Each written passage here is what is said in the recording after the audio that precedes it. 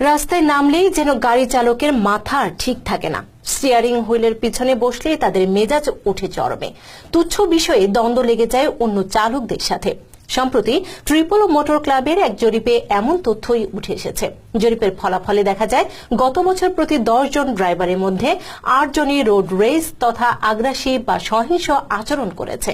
বিস্তারিত জানাচ্ছেন আবু নোমান। সামনে যেতে না পেরে পেছন থেকে ধাক্কা দিয়ে সামনের গাড়িকে সরিয়ে দেওয়া বা সামান্যতেই গাড়ি থেকে নেমে বেসবল ব্যাট নিয়ে রাস্তায় মারামারিতে লিপ্ত হওয়ার ঘটনা ঘটছে হরহামেশা।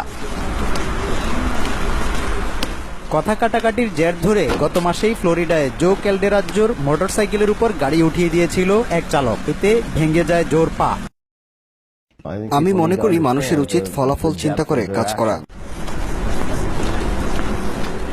ওভারটেক বা সামনে যেতে বাধা দেওয়ায় কলোরাডোয় এক বাইকার বেশ কয়েকটি গাড়িকে গুলি করে বলে জানায় পুলিশ। স্টিয়ারিং হুইলের পেছনে বসলে এক ধরনের আগ্রাসী মনোভাব চলে আসে বলে স্বীকার করলেন অনেক চালক।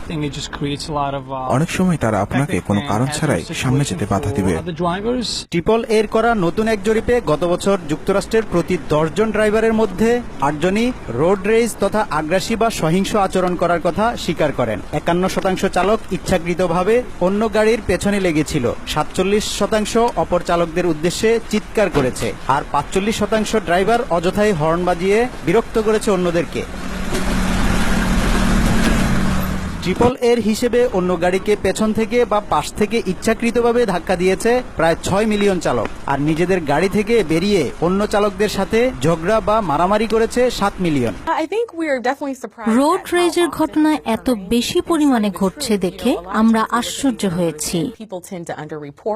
আক্রমণাত্মক আচরণের প্রবণতা পুরুষ এবং 19 থেকে 39 বছর বয়সী ড্রাইভারদের মধ্যেই বেশি দেখা যায়। এমনকি একজন মাও ড্রাইভিং করার সময় মেজাজ হারানোর কথা জানালেন। ব্রিগেড সেলনিক নামের এই নারী বাস করেন নিউ ইয়র্কে, আর জরিপের ফলাফলেও দেখা গেছে দেশের অন্যান্য অঞ্চল থেকে উত্তর পূর্বাঞ্চলের চালকরাই বেশি আক্রমণাত্মক আচরণ করে। Abu Noman, TVN 24 news desk.